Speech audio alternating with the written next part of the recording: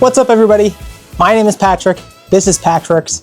Today we are going to be installing the Overdrive gear in our 2022 Vespa Primavera 150. If this is your first time seeing the channel, welcome.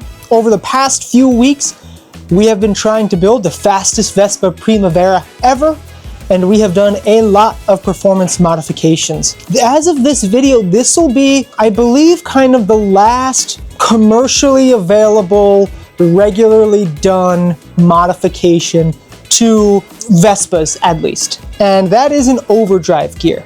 Now we have replaced a lot of stuff on the Vespa. We started off with new tires, Malossi Performance front brake rotor and pads. We've done an Akrapovic exhaust. We did the full Malossi multivar variator kit as well as the racing clutch bell. We installed a SIP Performance driven pulley. We also did a full Malossi big bore kit Force Master 2.1 install. And in terms of performance parts, I believe that's it. In the last video, we also installed a kind of super cheap and simple dry nitrous system. All this time with the Vespa, the main thing we've been chasing is faster acceleration. So we've been doing a bunch of 0 to 30, 0 to 50, 0 to 57, which is what the stock speedo reads as 60, as well as a true 0 to 60 test with each performance modification. And we've gotten these 0 to 57, which was the original 0 to 60 we did, down from 21 point whatever below says seconds to 11.78 seconds. So we've nearly cut our 0 to 57 time in half, but I'm not satisfied yet. What we're doing today is likely going to hurt our acceleration, almost definitely going to hurt our acceleration, but it's going to hopefully dramatically increase our top speed. And that is a Overdrive gear. Now we have two different tooth counts for our Overdrive gears. If I'm not mistaken, the stock Vespa Primavera comes with a 15 by 42 Overdrive gear. This one we have right here is a 16 by 42 tooth. We'll go a little bit more into the actual mechanics and gear ratios when we actually take the gears out and look at them. We have to remove the exhaust, we have to remove the rear wheel, we have to remove the drum brakes, which is a perfect time to install our Malossi Performance drum brake pads.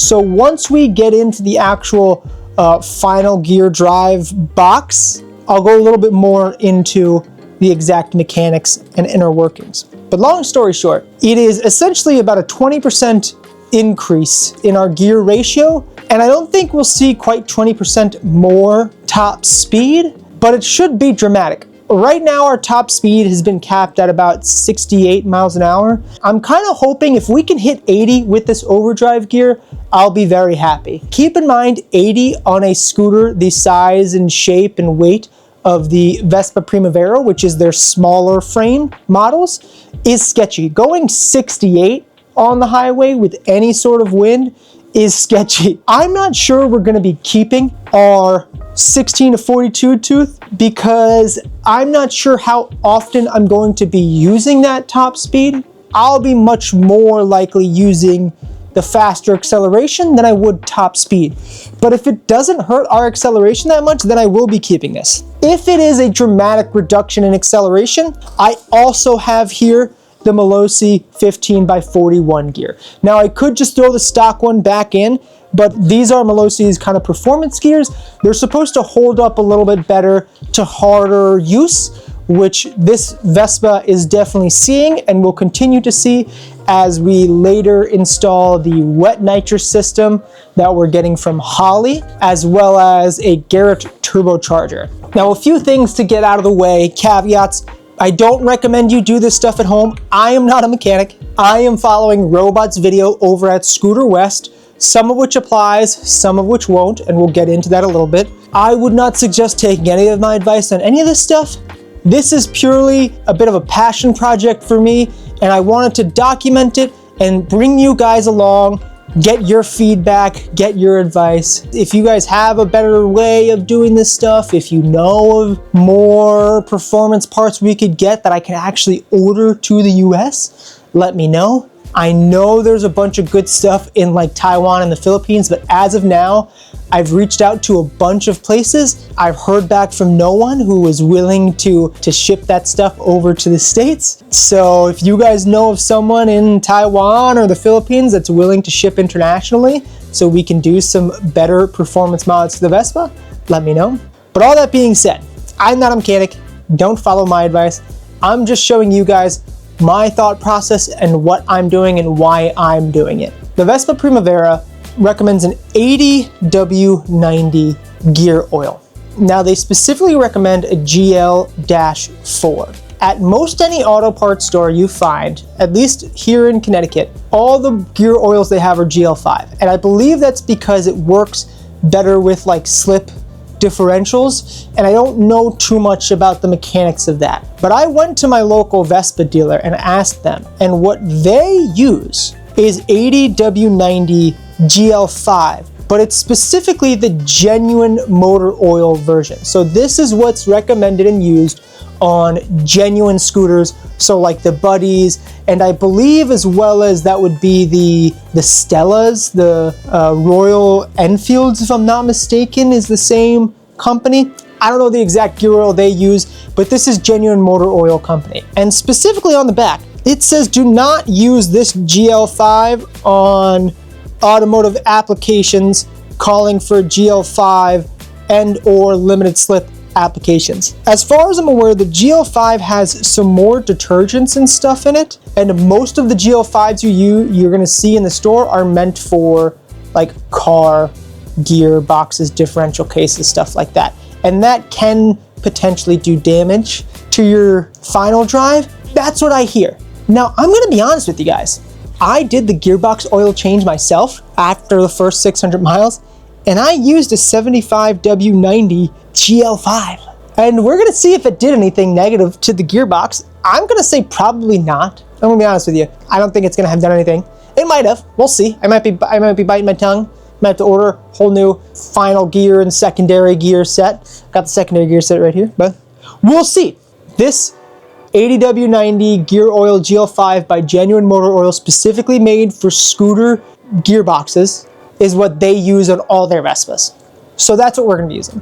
This isn't a how-to, guys. I don't know how to. I'm watching someone else tell me how to. I just want to bring you guys along for the journey. We might learn some stuff. If you have questions, I might be able to answer them in the comments below. But do your own research, follow a real mechanic, someone like Robot over at Scooter West or Vespa Motorsports. That's whose video I'm gonna be watching, or someone like SIP over in Germany. They have some really good informational videos. So the other reason I would encourage caution if you plan on doing this yourself is this is different than the Sprint Overdrive gear, like the 2016 Sprint Overdrive gear, which Robot made a video about, because this gear right here is friction fit. So what that means is this slips onto a shaft and is friction fit. There is no key or anything, but we're gonna essentially figure out how to cool the shaft while heating this gear, the gear that's on it right now, to release it. And then we're gonna have to cool the shaft and heat this gear to seat it. And then when the temperature normalizes, this should be friction fit. So this is not a simple replace the old one, put these in and you're good. It is a little bit more involved than that. And I'm gonna figure out along with you guys as I'm filming this, just how much of a pain that is. So this is a little bit more involved than, you know, doing the normal kind of CVT stuff, where yes, you need one or two specialized tools, but other than that, it's pretty cut and dry. This is a little bit more involved. This is also, I have to remove the exhaust. I have to remove the Akrapovic exhaust bracket. I have to remove the rear wheel. I have to remove the drum brakes, and then I have to drain the gear oil and remove that gearbox, which means you also need a new gearbox gasket. Since I have made a few videos of me removing the exhaust and the rear wheel, I'm gonna skip that. I'll see you guys as I'm removing the rear drum brake pads and actually draining and removing the gearbox case. So this is what your rear hub looks like with the rear tire removed. There's a spacer right here that is critical for the proper function. of this rear drum brake. I started taking it off before I realized I wasn't recording, so that's why this is supposed to be pushed all the way back. But there's this spacer. I believe you just kind of pry these off, but I'm gonna double check that. I'm gonna watch Robot's video real quick. Just nervous about pinching my hand. This is not how Robot does it. Hey, all right, needlessly nervous. That looks good. The Malossi kit comes with shoes and springs, but just, you don't want to lose them if you're not. And then I gotta take apart this rear brake line, release this bleeder hose here, and then this just removes. So there's one hidden bolt back there. My socket's too big, so I had to get it from behind, but you do still have to remove that little rubber dust cover in order to get at it. Oh, one more. This should be disconnected. I think it's just the gasket holding it on. Yep. Oh, nice. And we have a brand new gasket to go on anyway. I should have watched that video better, because I don't have anything planned for this. Aha. Yes. So briefly, over here, make sure again that you have a new gasket. This is the primary gear that interacts with the other primary gear that's on the crankcase. So this is what, if you remember our last video, where we were going over the CVT, and the clutch bell is the only thing that's connected to the spindles at the other end of this shaft. This doesn't start spinning until that centrifugal clutch under high RPM spreads out, catches that clutch bell, which then spins this. And we're gonna go take a look at what exactly comes after. So I misspoke, guys. Stock, at least in my 2022 Vespa Primavera 150, if I can count properly, is a 14x42 gear. When I ordered the Overdrive gear from Malossi directly, they would not sell me the 16x42 gear. They said it didn't fit my model. They said it only fit the Euro 5 models. We'll see. What they did sell me was a 15x41 gear. Now 15x41 and 14x42, I don't know what the gear ratio of that is, because the teeth are on the different gears, so it should be different. Let me do those calculations real quick. Let's take a look. The stock gear ratio is 14x42. So 14 divided by 42 equals 0.333. So every time this initial gear spins once, it's going to spin that other secondary gear 0.33 revolutions. Now jumping up to the Malossi, 15 divided by 41 gives you 0.365, there's a 0.366 technically. And so that means that for every one rotation of this rotates 0.36 times. 36585, 3658554 times. 16 divided by 42 is 0.381. So that means that for every one full rotation of this, you get 0.381 rotations of that secondary gear. Now that last, soon to be, I guess currently, but still have to swap it out, 42 tooth, this is connected to that final shaft that actually spins the wheel. So the way this allows you to go faster, you have to spin this less to make that final wheel spin more. Long story short, because of that gear ratio, the 0.38 over that original 0.333 means that you're going to be getting, per RPM, more speed. Now, what that also means is it does still take more energy to get up to those speeds, and that energy is taken from acceleration. Your motor has to put in a little bit more work, put in more power to get that same RPM, but in turn, it ends up turning the wheel faster. Just how much faster? Well, I'll let you know at the end of this video when we do a 0 to 30, 0 to 50, 0 to 57, 0 to 60, as well as a highway top speed run. And we're also going to test it with that Whippet canister dry nitrous system. Now this right here is why I said this might be more than most people are comfortable doing. Because right now, I have to dry this off, but then I have to somehow remove this gear from this shaft, and I have to remove this larger gear from this shaft. How are you going to do that, Patrick, you might ask? I don't know.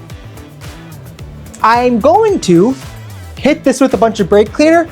I'm gonna clean off some of this rust here, the surface rust over here as well, just because we're at it. And I am going to attempt to leave this outside in the cold weather briefly, run a torch around this outside ring, and hopefully it just pops off. And I'm gonna do the same thing to this gear right here. So let me go ahead and clean these off.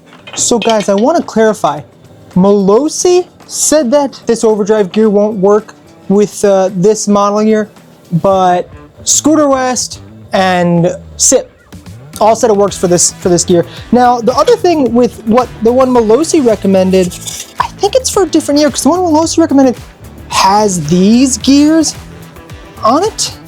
And from what I can tell, this one doesn't. Gears? No gears on the inside.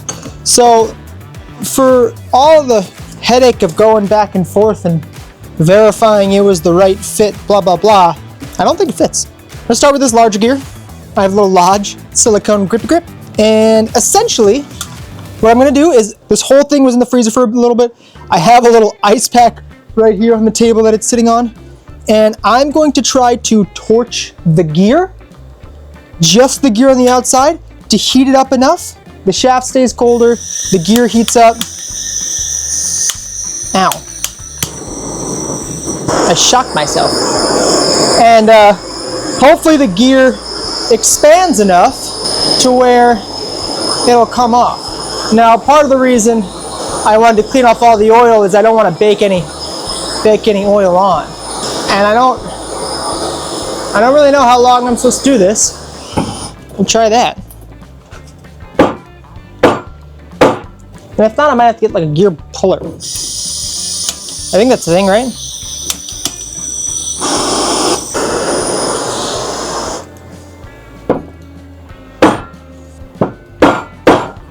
So I gave up. I got a gear puller.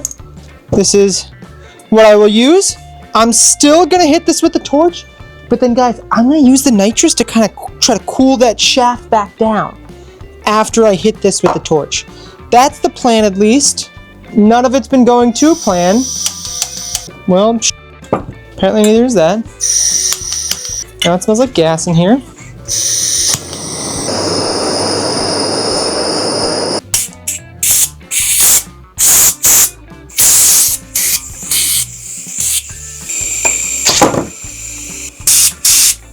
Well, I guess that didn't work. Guess it makes sense you'd have to have a way to hold that side.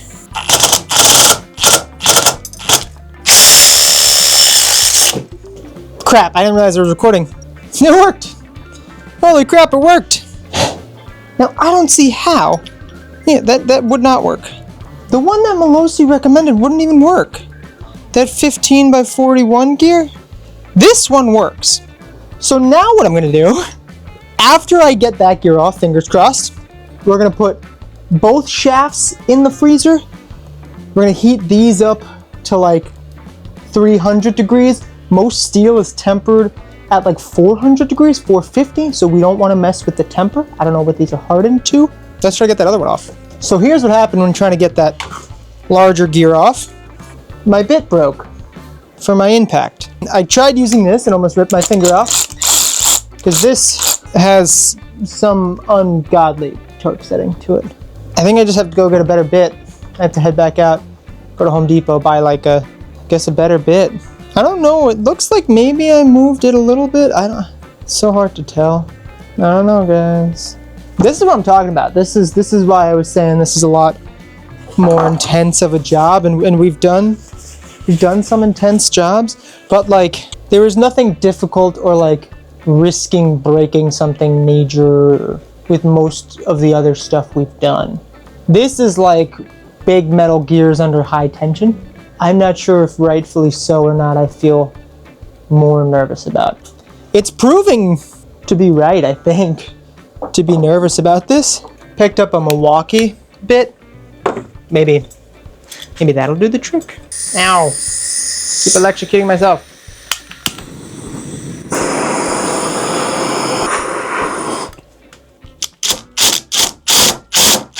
That's not good. Harbor Freight, don't fail me now. I'm at a bit of a loss here, guys. I am not yet out, but I've been hitting this so hard, it's hot to the touch. I'm not sure if it picks up, but these claws are getting bent in by the teeth, which is good. I'd rather this get bent than the teeth, but this is no closer to moving. I don't think it moved at all. Fresh battery, and I'm sure someone's gonna be like, oh, it's because you got a Ryobi. You should get a Milwaukee. Yeah, that is not going anywhere. Harbor Freight does have like a hydraulic gear puller. Do I take another risk on a Harbor Freight thing, or do I just get like a higher quality one? I wonder if I can like go to a shop. If I can like pay a mechanic shop to like pull this and fit it for me. Probably like way too much though. This terrifying contraption is a hydraulic gear puller. So what I'm gonna do, heat this up one more time, pump this bad boy, and if this doesn't get it off, then it's not coming off. I mean, I can't get it off. That's just the reality of this. If this 5-ton gear puller can't get it off, then it's not coming off. Maybe God is fearful of just how fast I'd be able to make this Vespa go. Oh.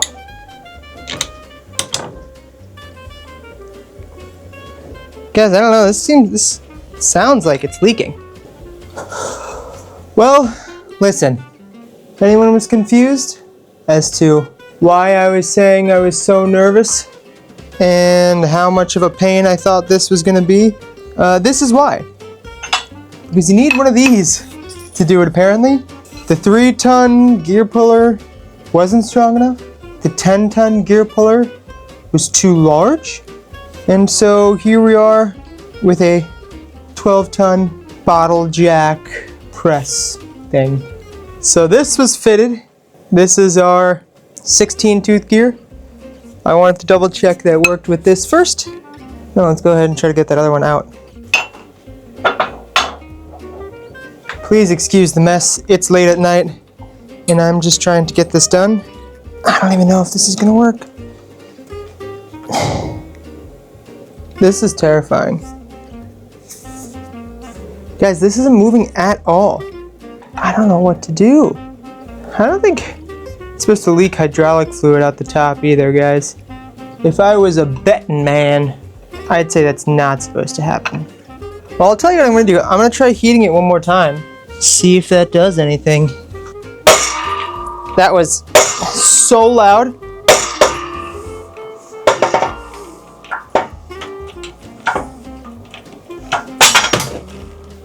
So that's why you can't do this at home.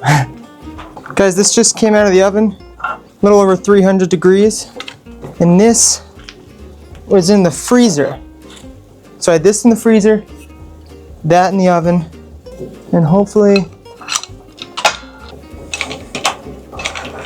oh yeah.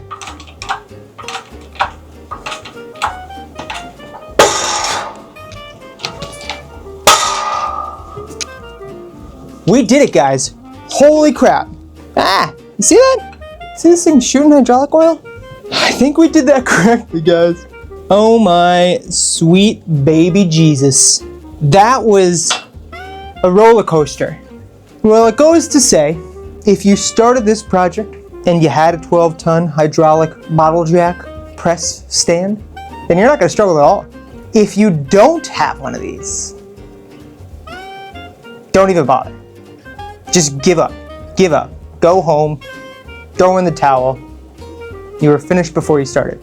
The only caveat to that is if you are so blessed, so privileged, favored by God to live next to or near Harbor Freight, then anything's possible.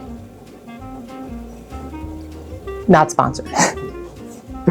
Woo! Now the question is, do I let this cool down? Probably I should. That's crazy. I can't believe how difficult that was. If I just had the right tool from the beginning, it wouldn't have been so difficult. I'm gonna put all this stuff back in, and I'm gonna throw those Malossi brake shoes on. We're gonna have ourselves a good time. I'll see you guys tomorrow morning. And this is all back together, do a little test run. And then they say these can be a little clunky for the first like 100 miles because these gears need to kind of wear in a little bit with each other. And so I'm gonna put 100 miles or probably at least 80 miles on it tomorrow. I got those little like mittens that go over the handlebars with the heated gloves and a few under layers. Should be good. I'll see you guys in the morning. We're about to head out. I'm gonna be putting on airbag vest and my riding jacket over this. I have winter gloves. I picked up these really cheap, it was the only handlebar mitt that would be delivered in time. Kemimoto. I don't know anything about them. I guess I'll let you guys know how they work out. Those in conjunction with the heated grips should be good. I have thermal layers on. It is in the 30s right now, which means for my viewers across the pond, it is single digits. It dropped below 0 degrees Celsius last night. It's supposed to get up to the high 40s as the day goes on, and we're gonna break it in. Show you guys some footage from that ride as well, and then we're going to do the 0 to 60 and the top speed test. And I want to break in those gears. We're going to be doing a gear oil change at 600 miles again, which is what's recommended when you first get your Vespa, and I'm going to treat it like they're all brand new, so we'll change that oil at 600 miles. So I'm excited. I'm nervous. This is going to suck. But I got my tunes going, and we're going to have a little fun. Just a little fun. See you guys there.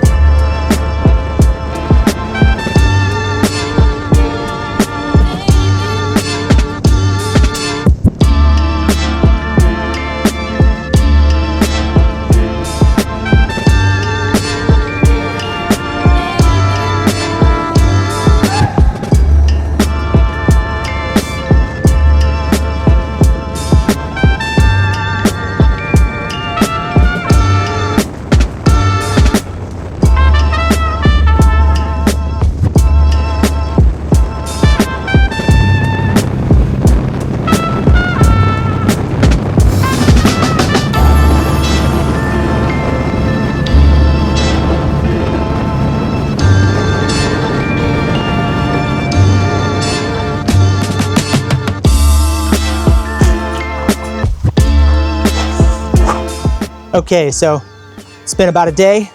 Gonna go over the final results. So let's go over our fastest times before the overdrive gear. 0 to 30, 2.94, 0 to 50, 8.68, 0 to 57, which was the original 0 to 60 on the Speedo, 12.42, and 0 to 60, 15.30. Now the top speed before the overdrive gear was 68 miles per hour. When installing this, our goal was increase top speed at the cost of acceleration. So let's see how much we actually cost acceleration. With the overdrive gear installed, 0 to 30, 3.16 seconds, 0 to 50, 8.78 seconds, 0 to 57, 12.74 seconds, and 0 to 60, 15.33 seconds. So in terms of acceleration, we were 0.22 seconds slower on the 0 to 30, 0.1 second slower on the 0 to 50, 0.32 seconds slower on the 0 to 57, and 0.03 seconds slower on the 0 to 60. Now with that 0 to 60, 0.03 seconds I would say is well within the margin of error that we could expect to have with the implements we're using. I would say that's close enough to where I would say there was really probably no difference in the actual 0 to 60 with the overdrive gear. Our top speed went up from 68 miles an hour up to 72 miles an hour. And I think we're really running into an issue with the stock rev limiter. I think it wants to go a little faster. They say the Malossi rev limiter is limited at like 9,200 RPM. Now, the only time we were able to get it anywhere close to that is when using the dry nitrous system before the overdrive gear. We were unable to test the overdrive gear with this dry nitrous system. Unfortunately, this is what happens when you go with the cheap option. And I've yet to reach out to the company. As far as I'm aware, I installed it correctly. I didn't abuse it in any way. When I go to screw on a new canister, the valve is already open. So the valve seems to be stuck open, which means that we can't safely test this because the second I screw on the valve, it's going to not be at wide open throttle, and you don't want to use nitrous unless you're at wide open throttle. If we can base anything off of what we did with the before the overdrive gear, our 0 to 50 and 0 to 57, I would say probably would have beat out the stock gear ratio without nitrous. But that's strictly theoretical. Now, looking at the actual loss in acceleration, it's not noticeable unless you're testing it the way we are. We're using the Racebox Mini S, which is a GPS, like accelerometer and all that jazz. So I didn't notice it when I first hopped on it. I didn't notice it at all. Keep in mind, we put on about 80 miles before we did the testing to just kind of break in those gears just in case there were any kind of rough spots. I didn't notice anything like that. They were smooth as soon as I put them on, like just spinning the wheel by hand. I didn't notice anything, and I didn't notice any clunkiness when driving. Your mileage may vary, but I didn't feel any difference in terms of how the gears are breaking in, but there was no noticeable change in acceleration. And the change that we did see, the greatest loss in acceleration we saw was from 0 to 57, and it was only 0.32 seconds. While it is a loss, and we're counting every millisecond, it's not a noticeable loss in acceleration. Keep in mind, this is not a stock Vespa. If you're doing the overdrive gear on a stock Vespa with the original 150cc motor, original CVT, you might see a greater loss in acceleration. We have the big bore kit. The entire CVT is performance parts, upgraded exhaust, air filter, all that stuff. Definitely feels more comfortable at highway speeds. While the top speed only went up 4 miles an hour, it went from 68 miles an hour before the overdrive gear with all our other additions to it to 72 miles an hour. It definitely feels more comfortable at highway speeds. Before the overdrive gear, technically the top speed was 68 miles an hour, but that was really kind of downhill, fully tucked at wide open throttle. More often at wide open throttle, sitting upright on the highway, it was like 65 miles an hour. Now with the overdrive gear, sitting upright, not quite at wide open throttle, it comfortably sits at 65 miles an hour on the highway. It doesn't feel like it's really struggling too much. With the SIP Speedo, we were able to keep a track on the engine temp, and even at 65 miles an hour on the highway, the engine temp wasn't really getting above 150 degrees Fahrenheit. The temperature was in the 40s while we were doing this, so in the summertime, that might change. Heat might be a bigger issue, but at 40 degrees Fahrenheit, the temperature gauge never went above 150 miles an hour. Now, when we came to a stop and we're idling, the engine temperature quickly shot up, and it shot up to, I want to say, like 190 degrees Fahrenheit. The second we started moving, it immediately started dropping. So that's just something to keep in mind. And while it was only 4 miles an hour faster, it was keeping lower RPMs throughout that whole range. So right now the top speed is at 72 miles an hour. My 2022 Vespa Primavera 150, completely stock, its top speed was 62 miles an hour. Right now, GPS verified, my top speed is 72 miles an hour. So with all of these improvements, we cut the 0 to 57 down 8 seconds. And we improved the top speed by 10 miles an hour. And that's not including the nitrous. Keep that in mind.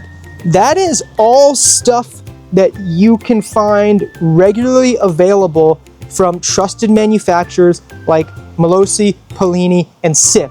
Just using Malossi, Polini, and SIP, that's pretty big. It's pretty big for such a small scooter. Other notes, we couldn't test the dry nitrous system because it jammed. I'm kind of happy to remove it, honestly. If I was going to use this long term, I would have snaked this tube in the frame because I knew I was only gonna have it on for about a week. I didn't, and this thing's just a tripping hazard. It's a big pain in the butt, hanging off the side like this. This isn't the way I think they would recommend you do it, at least like zip tie or kind of Velcro it around the outside of the frame if you're gonna keep it regularly, but it's definitely a tripping hazard, especially with the heated grips. It's a pain because I can't get a full grip because of this device right here, which meant like my thumb was getting kind of cold. Little baby complaints, nothing major, but just something to keep in mind.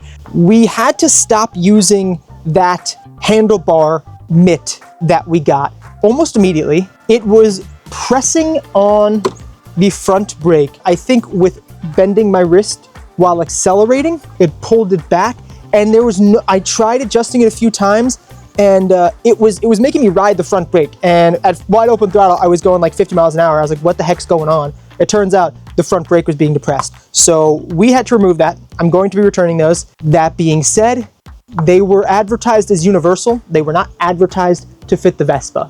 The heated grips alone, with a super cheap pair of winter gloves. Guys, I bought these like minus 20 degrees Fahrenheit, $10 gloves at like a random gas station 2 years ago. And using those and the heated grips at medium, my hands were fine. It was low 40s Fahrenheit, which means at highway speeds, generally it drops another 20 degrees Fahrenheit. So 20 degrees Fahrenheit, medium heat setting, and those $10 winter gloves was plenty. I couldn't use the high setting on these Koso heated grips because it was getting too hot. I can't recommend these heated grips enough. They were amazing. My closing thoughts about the 16x42 Overdrive gear.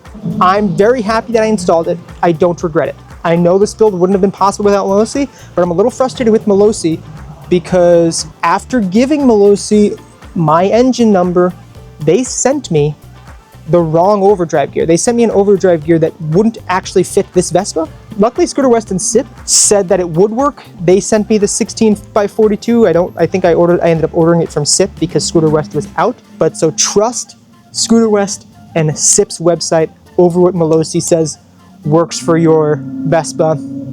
I know it's a shame. It's a shame that I've had some difficulties with some of their products not fitting and difficulty with the installation instructions. That being said, they're still making performance parts for the Vespa, so we gotta give it to them. But don't try to order your Overdrive gear directly from Malossi because they sent me the wrong one.